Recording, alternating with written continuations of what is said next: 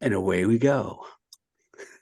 I know we're here to talk about the band's new release, Final Girl, but if it's okay, I'd like to give my listeners like a little background on you guys, or I'd like you guys to give a little background.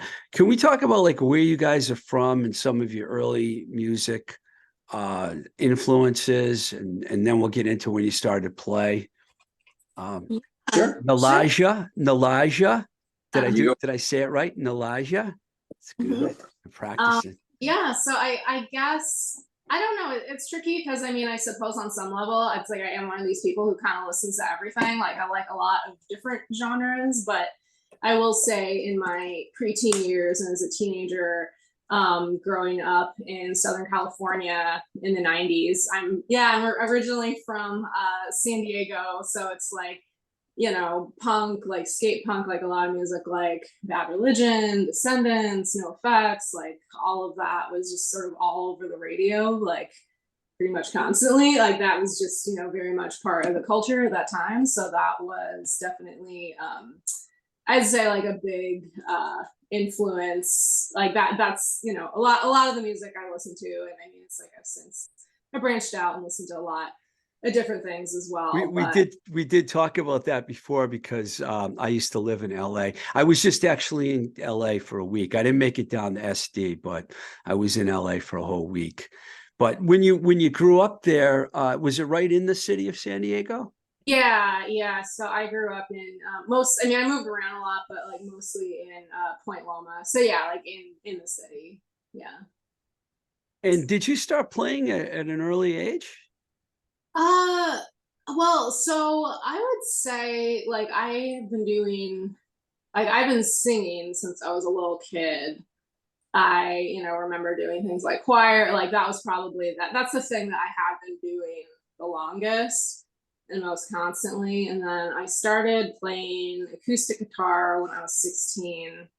And I was doing that a lot when, yeah, high school, excuse me, in college. And then I sort of had like a hiatus. This is like there's sort of a lot of stuff going on in life, and I think just sort of different priorities. And then in more recent years, I've been getting back into it. But yeah, so those are sort of at least sort of the influences that have a bearing on some of the influences that have a bearing on this band. A lot of Yeah. like alt rock.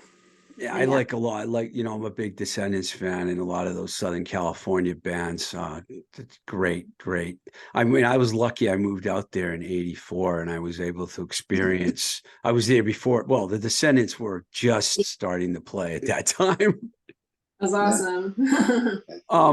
When did you move to Boston and why did you move to Boston? I have been here since 2008. And honestly, it's like I kind of just moved out here on a whim. Like my partner and I at the time were kind of like, well, let's try living on the East Coast. And we started looking at cities where it's like, oh, we can move to New York or we can move to DC. And yeah, it just sort of wound up here. And that was kind of before the whole economy started collapsing. And so yeah, kind of moved here and like ended up being here, but I'm happy I'm here. So yeah, I've been here a while now. You picked a good. I was gonna say like to Mike and Mike, do you want to say like your influences too? Like, because I think they're probably similar, but some differences. Yeah. Mike, you want to go? Sure. I mean, I grew up, my brother influenced a lot of the music I listened to. So I grew up listening to like kind of everything, but a lot of Nirvana and Tool, like 90s grunge sort of stuff when I was younger. And then once I hit high school, I don't even know really where it came from, but I got really into a lot of like ska and, again, Southern California, punk rock, No Effects, Descendants, and that kind of stuff. And that just really influenced, a lot of what I do and listen to. But yeah, for the most part, I mean, there's really nothing off the table. I'll listen to like Authority Zero on a playlist and immediately follow that up with like The Roots. Are you from Boston originally? I'm originally from a little town in Vermont called Newberry. So right in the middle of nowhere. Wow. Yep. And then I moved to California. I moved to the North Bay in California, just outside of San Francisco in 2011. Spent about 10 years there, and then moved home, moved back to the East Coast. Did you start playing drums at an early age, or did you? Yeah, my brother played guitar. He started playing guitar like 12 years old, and he's 6 years older than I am. So when I was 10 in elementary school, I had an opportunity to start taking band, and I started playing just snare drum in like the elementary school band, and it kind of cascaded from there. So I was in band all through high school, played timpani and like classical music and stuff like that. And then got my first drum set as a graduation present in 8th grade. And then my brother and I started our first band then for like 10 years. So that was pretty fun. That was pretty cool. What made you move back to the East Coast from San Francisco area? It is really expensive out there. And I needed a change of scenery. I needed a change of pace. And coming back here, being a little closer to home, living that close to San Francisco kind of spoiled me. So moving back up north to the sticks was not really what I wanted to do, but I wanted to be somewhere that was, close to where there was something happening, stuff going on. So, Yeah, haven't been here to Boston. Yeah, haven't been to San Francisco many times, and the cities are very similar, Boston and San Francisco, I think anyways. We're going to tie this all together in a second, but Mike Allen, what about you? Are you a Mass native also? Yeah, I'm from Upton, birthplace of Dave Minahan. And Duncan Wilder Johnson. I know that. Both those guys I'm from Webster, so I know Upton. Yeah, Duncan and I went to high school together. So yeah, we've known each other our whole lives.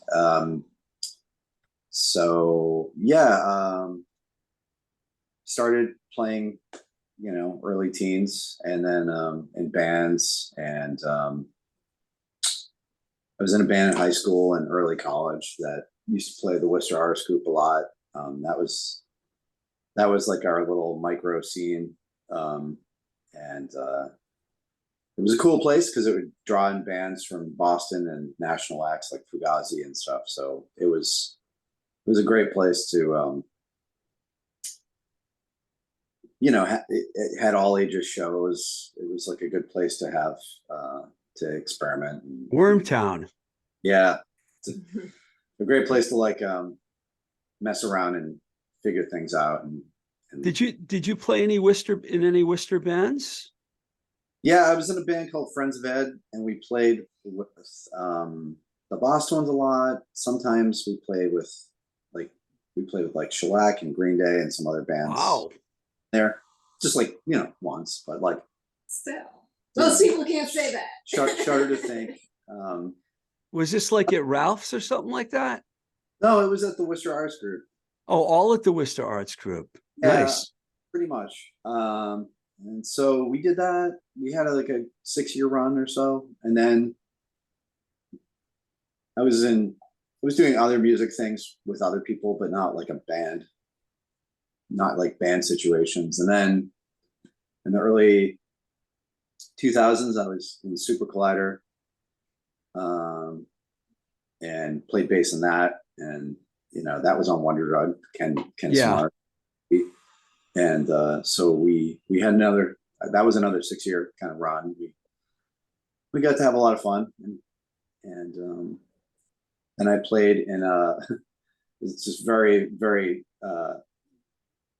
abrupt change. I played upright in a rockabilly band for a handful of years called Tex Rail's Doomtown, and we got to travel around a lot and play with some great bands. And now, in addition to Jacklights, I play bass and I play guitar in a surf band called the Instamatics. So, Instamatics, it's a good name. It's hard to find original names now for any kind of rockabilly bands. Always have the weird names like that. When did you two guys meet each other and decide to form a band, or did you play in the same bill together or something? How did it happen? No, so in 2019. So we met in the fall of 2019.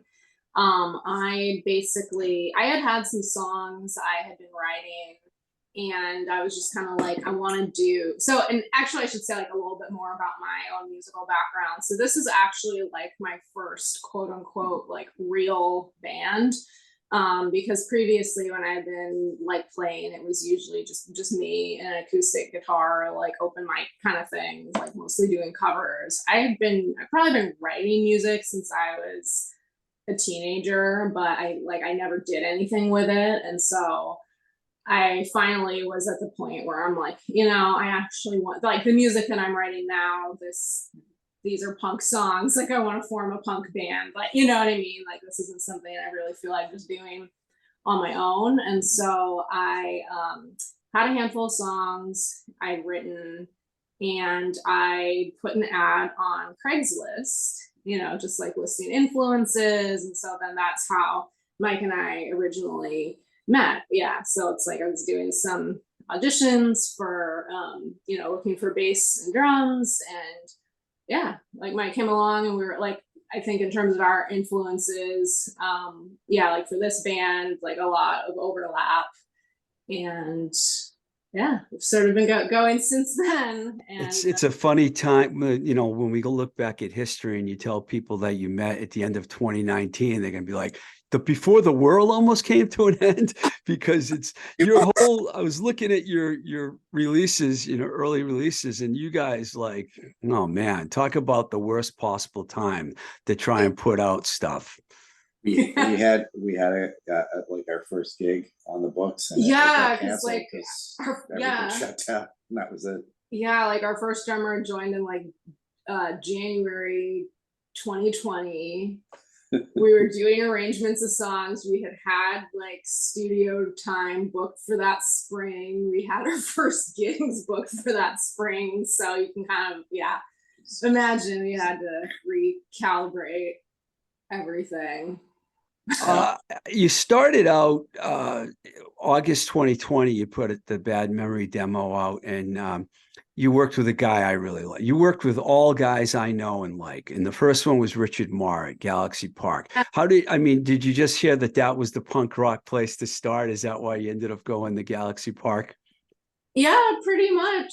I mean, it's like he's got, it's like for the rates, it's like amazingly affordable and reasonable, and like, good quality. So yeah, we were kind of like, this seems like the place to go when you're a new band starting out. You want to, try it out, get your tracks recorded and out. So I was gonna say Tex Ricardo's Doomtown had recorded with him before too. So I knew him, and I knew he was really great. So, I go back a ways with Richard all the way to the greenhouse in Alston. This is I think that's Salem's third or maybe fourth room, third or fourth room. But he's done so much, and it makes sense for a new band that wants to do, be anywhere near the punk fan. You guys are pretty poppy punk, which is like the bands that you described, the Southern California. So you're kind of like doing what you said, what you like, and that's good. You recorded the 5-song EP there, and then you went to another guy I know well, Dave Minahan, because I used to work with the Neighborhoods way back when. Recorded the Drift record, and that included the song Beach, which there's a video for. A really good song. Came out on Red. Rest in peace, Justine. I've talked about Justine a lot. Did Justine kind of find you guys, or did you find her? So and it's like, that's all still very, very sad. It's just like unbelievable, honestly. But I had originally reached out to her because it's like kind of going back to the timing around the pandemic.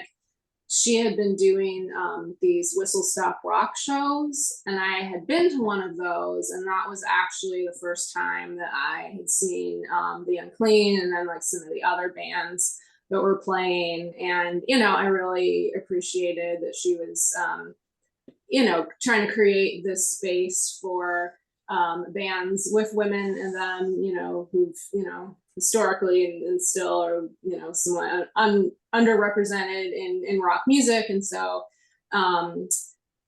I just sort of kept that in my head, and that was kind of like, you know, the first time like meeting some of those folks in that part of the music scene. And so after we put out our first EP, I had reached out to her and was just kind of like, hey, here's our music, you know, is this something you might be interested in? And then that's how we ended up on Red on Red, and that which is how we got connected to Dave as well at Woolly Mammoth.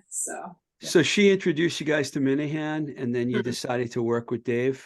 Well, you had worked with him previously, but yeah, so he's new to me, but you he mastered a Super Collider, the first Super Collider album, and you know, of course, the Upton connection, you know, but and then I was playing bass in Johnny Blazes and the Pretty Boys, and we recorded with him again. So our paths have crossed it a handful of times, but it was great to actually like record a full EP with him. So that was cool. Yeah, that was great. We're going to talk about Ethan in a minute, but these three guys are so different. I mean, they're like three completely different personalities. What was it like when you went from working with Richard Marr to working with Dave Minahan? Very different style. Definitely more hands-on. Yeah. Yeah. Did Minahan play any guitar at all on your record at all? Because he usually, well, he sometimes does, I should say. Yeah, I mean, it's like we're like a pretty bare bones band in the sense that it's like we don't have like all these like sick lead guitar riffs, like you know what I mean? It's kind of like, oh, we're like a 3-chord punk band. So yeah, no, we did all our stuff. Production value is very different. Yeah. You know, as you would expect. It was like I don't know, glossier. Polished? Yeah, I don't know what the word is I'm looking for, but like like super, you know, I'm super pro. I mean, there's not much more you can say. I mean, Beach, really good song, as we mentioned earlier. What song was I going to ask you about the video for? Okay, that's later on. So yeah, and I told you I liked that whole record is really good, the EP. Oh yeah, there was a video for Beach. That was a really cool video. I like that as well. I think when I saw the band live, it was right after, it was pretty close to after the Drift record came out. I think it wasn't that in the summer of 2021, once Somerville Show. Oh yeah, okay. Like one of the shows. Yeah. Yeah. Yeah, I saw you guys there. You guys were really good. I like the whole poppy punk vibe. In 2022, I'm just trying to keep this moving along here. You started working with Ethan over at New Alliance, and you released a single. All these releases, by the way, if you folks out there are listening, are available on Bandcamp. You can listen to most of them, I think, except for some of the songs on the new EP, but that probably will change soon. And you can buy them there, which I highly suggest. I buy stuff on Bandcamp all the time. It's great. In October 2022, you released Woman, Child, Underachiever. I think I remember hanging out. I was in the lobby while you guys were recording at that time. That's when I kind of met you guys a little bit. And so when you went over to New Alliance, my experience with Ethan is he's really, really gets more involved with what's going on. He's really big on guitar. Do you feel like he helped change your guitar sound a little bit? Because it does seem a little heavier now than it was earlier. Did you start using more effects or something with him? Well, so since like some of the tracks on, well, I'll say like the new EP, because that comes out October 3rd, but it's like there are some tracks. There's a track on there that definitely has intentionally like a heavier sound, and like he was really attentive to that, where it's kind of like, okay, this is a heavier song. Like, you know, we tried out like a bunch of different pedals and effects, but yeah, it's like for all of the recordings, I do actually use the Marshall amp that I play with live. And so, yeah, I think like that's sort of the, I guess, like the basis for a lot of the tracks actually across all of our recordings. But I feel like everybody sort of puts, you know, each engineer sort of winds up putting their own spin on it. And then, yeah, with Ethan, like layering in some other options, whether that's sort of blending different amps are being recorded out of, or like for, you know, some songs like adding a different pedals for some more texture. But yeah, guitar sounds awesome. How did you feel comfortable when you went over to New Alliance recording there? Yeah, they're great. Yeah, the rooms are all pretty good. All three rooms that you've worked in. Richard's got that old house up in Salem, you know. It's hard to compare anything to that. So with the new EP, 4-song EP, and is the title's going to be Final Girl? Mm-hmm. Can't wait to ask you about that. You came up with a really interesting video, which I also watched. Can you talk about the track in the video for a minute and talk about the track and what it's about, and then what made you do the video scene?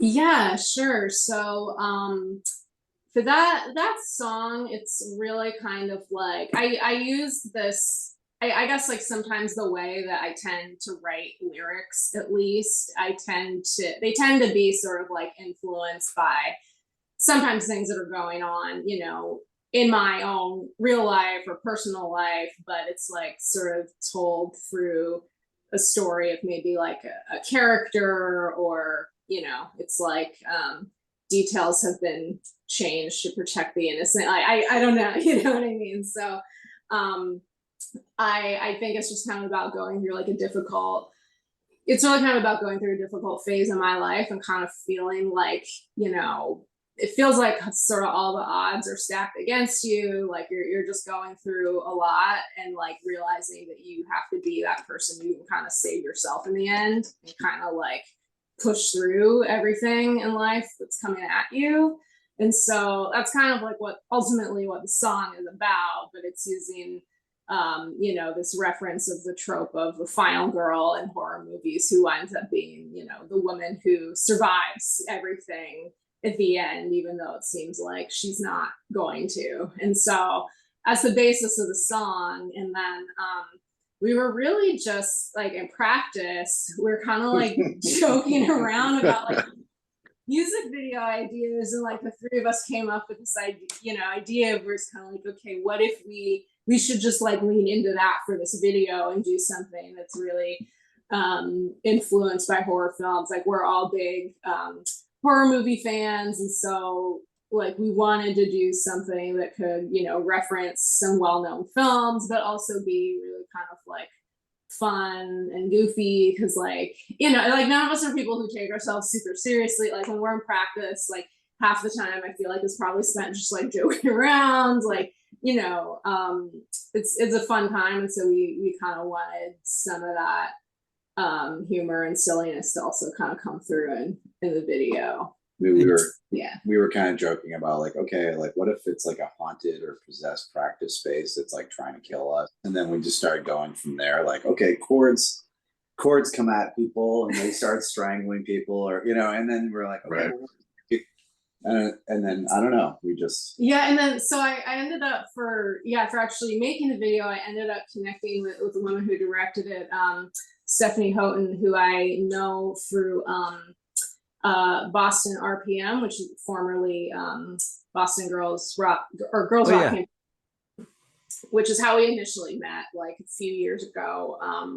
You know, also like pre-pandemic, but yeah, so we also started like kicking some of these ideas around with her, and like tried to, you know, narrow it down to like, okay, what's actually feasible based on the fact that like we're shooting this in my apartment, like we're, you know, so it's sort of evolved over the course of a couple of months into the video that's out there now. Embracing the grimy basement feel into a and there were also fun, like just sort of like some blooper type things, like with Mike Gaylord, like the part where like he's basically playing like Shelley Duvall's character from The Shining, where like we have like some little like blooper type things at the end, so we wanted to keep those in. Keeping it light, but there's To still stay was, in place. you kept it light, but there was still blood in the bathtub. Yes. I should have prefaced this whole EP and stuff by bringing Mike Gaylord into the conversation more. When exactly did you join the band? And for you guys, what did he bring to the table that got you guys interested in Mr. Gaylord? I joined, November of last year. I had just moved here from California. I think we finished like driving across country, and I was settled in for maybe a month and job hunting, and I'd gotten a job and was like, all right, well, now I have a job and now I need something to do, and I want to get back into playing music. So Craigslist to the rescue, as usual, whenever I'm looking for a band that needs a drummer. And Nalaja emailed me and we started talking, and went to do, she sent me, I think if I remember correctly, you sent me just 2 songs. It was, Dump Him and Carolyn, I think. And I don't remember. I think those were the first 2 you sent me for the audition. And I listened to those like all day, every day for a week, with nowhere to set up a drum set and actually practice them. And then showed up to the audition and did my best. Absolutely. Kind of went, from there. You passed the audition. Oh yeah. And then some. So you play on all 4 on the songs on the EP? Yeah. Yep. You do? New EP, yeah. Okay, cool.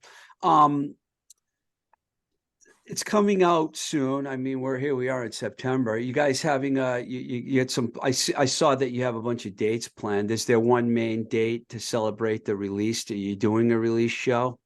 We are, yeah. So that will be on Friday, September 20th at the Square Root. So that is going to be, our EP release. We also have some dates coming up in Worcester. And then later on in the fall, we're also going to be playing out in Western Mass out in Florence. But yeah, the EP release show at the Square Root is going to be kind of like our main release event. What was the date you said? Sorry, did I say so? Yeah, my bad. Thank you.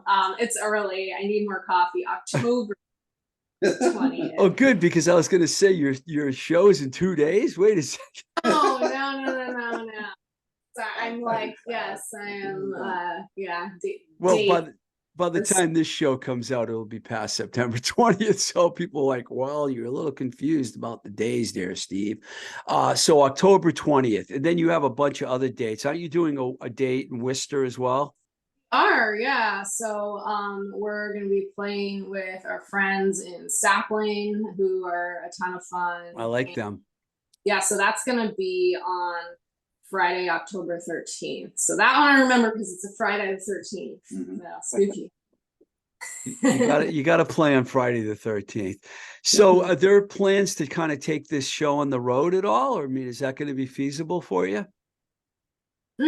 Well, like I said, so in November we do have a show out in Florence, Massachusetts. So that will be the furthest we've gone in a little while. But at the moment we don't have any other dates like outside Massachusetts. So for the time being, keeping it sort of local.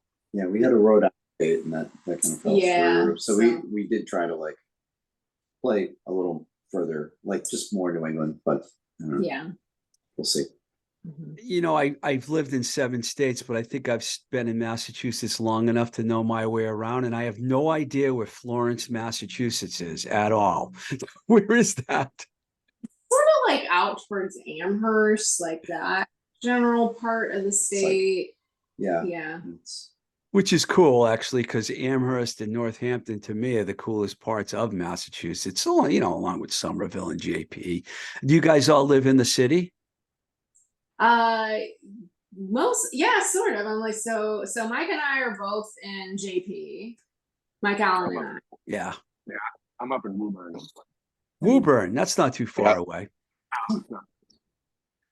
Cool. So what's next for the band? You got the EP coming out, you got some shows. I mean, what is it? You have a long-term plan, or is this your just a short term for now?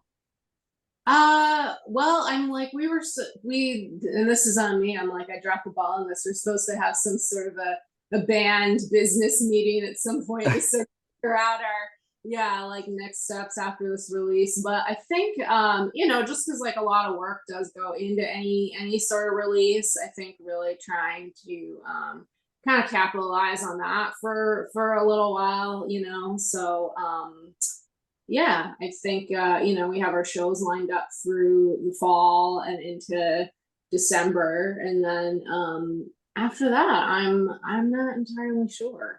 So yeah. Are you doing a physical release on Final Girl? Yeah, we will have CDs. CDs, awesome. Cool. Now, I wanted to ask you guys about the Boston music scene in general. I saw people have been talking lately about how there's so many shows right now that there's literally a show going on every night. I mean, do you guys go out and see a lot of bands? Are you friends with a lot of the bands? You mentioned Sapling, who are a Worcester band. Is there a lot of bands that you associate closely with around the Boston scene? Like my friend Dave is in the band Double Star, so like they're actually gonna be playing on our EP release in October. But yeah, I would say like I think like between the three of us, like we do know like a ton of people. I feel like I don't necessarily get out to as many shows as I would like, just because it's like I have kind of a demanding day job. I also do grad school part-time, so it's like I have a lot of other demands on my time, unfortunately, at least through May 2024. But yeah, it's like at least if, I don't know, if something's like at the Midway or Square, if it's kind of like in my neck of the woods, I like like to try to get out to things when I can. Yeah. The Midway's really easy for us to get to because it's like just down the street. Yeah. So it's maybe it's the laziest of the local things, but it's like lots of our friends play there, and it's a great place. So I really like JP. There's a cool record store over there. I can't think of the name of it on the main drag there. Is it Deep Thoughts? Yes, that place is great. It's the place with the basement. Yeah, we were recently. So speaking of local shows, we were there like a couple of weeks ago. We went and saw Muzzins, who folks are also friends with, who Chris Antonovich, who's like a super cool dude, and they're also like a really fun band. Like genre-wise, like very different and like hard to explain. It's kind of like an amalgamation of a lot of different stuff, but I really like that record store and the basement. The basement's cool. Yes. I was in there with Alvin Long. I don't know if you guys know Alvin. He lives in JP, and he took me down there for the first time, like maybe this past summer or something. And we were in there looking around. I was loving the place. And he's like, wait till you see the downstairs. And I'm like, holy smokes. And the downstairs is like fantastic. I love that place. Well, hey, I wish you guys well. I know you're kind of still a new band to a lot of people, even though you've been around since 2020. You can almost erase, a year and a half of that time, unfortunately, because we all missed out on a lot there, And I mean, is there anything else that you want to say about the band? I mean, I know everything's available on Bandcamp, right? Yeah, Bandcamp, which I would say, is like our preferred means, just because, you can actually support artists that way. We know there's lots of issues around just the economics of streaming, but, if you are also, we are on all the other streaming platforms as well. So it's like whether that's Spotify or Apple Music. And so you can, also find us on social media if you want to keep up with like when we have shows coming up and all that stuff. Cool. Mike Allen, I have to ask you, who's your favorite bass player? Well, that's a really tough one.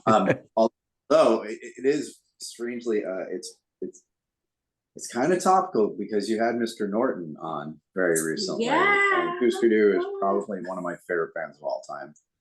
So, I got to meet Grant once at TT's, and Wow. that was like super life-changing for me. I mean, well, all right, that seems very like, I'm a gushing fanboy, but it was super cool. And I don't know, we're both giant Bob Mould fans, and so we've seen him a bunch of times, like a dozen or more. And so he's up there for sure. I don't know. He was one of the coolest people I've ever spoken to. I got to tell you, I never met him before. I'm like you guys. Husker Du is like very high on my list. New Day Rising, Double Nickels on the Dime, the Warner Brothers stuff, Diane's one of my favorite songs, Grand Heart song. I mean, they're just phenomenal. Yeah. What about you, Mike Gaylord? Do you have any drummers that really you admire out there? I'm thinking, let me guess. Bill Stevenson. Sure. I mean, there's so many. That's a long list. If I had to cherry pick a couple, I would say, I really like listening to guys, even though I don't play like them. Like Danny Carey, huge fan of Tony Thaxton from Motion City. Was a great drummer when he was with them. I like listening to guys like that are, I can't remember his name, the drummer from 4 Year Strong, which is a Boston band, I believe. Worcester band, yeah. Worcester band, yeah. That dude, and then when Rise or Die Trying came out, like that album was like, oh, you can do that. Like that was a huge album for me when that first came out. Just listening to him. Did you drop Motion City Soundtrack a moment ago? Yeah, yeah. I love that band. They're one of the great underrated band. They're on Epitaph, and they're not as heavy as everyone else there. They're more of a pop band, but I love them. I guess we have to find out who our favorite guitar players are too, don't we? Since I opened this can of worms. So it's funny because I think in terms of like, I feel like this is such a politician move where I'm like, I'm gonna like answer a different question. But I would say, like, for me, I guess I identify most strongly as being like a songwriter. And it's kind of like I can think like plenty of guitarists where I'm just like, I don't know, I'm like it's like Van Halen, but I'm just like, it kind of has no bearing on like the music that like I personally play. So I don't know. I think because like I do think of myself more as a songwriter, I think it's kind of easier for me to be like, well, these are some of my favorite songwriters. Like I think for this band in particular, like I'm a big fan of Jawbreaker. Like I really like Schwarzenbach, like just how, it's sort of a good combination of music that sounds really powerful but still moving and kind of has like this strong emotional core to it and uses this kind of like clever turns of phrase, and like that's something that like I really strive for in my own songwriting. So I'm like favorite guitarist or even like favorite vocalist, I'm just like, oh my gosh, like I can think of like that's hard. It's I like throwing curveballs at people. I'm sorry. That sounds so good. Hey, listen, thanks a lot for taking the time to talk to me, you guys. And I really like your band. I can't wait to see you again. And I wish you a lot of luck with the Final Girl EP. Thank you very much. Thank you. Yeah, thank you so much for having me. Really appreciate it. All right. Take care. Thanks. Okay, thanks. Bye. Bye.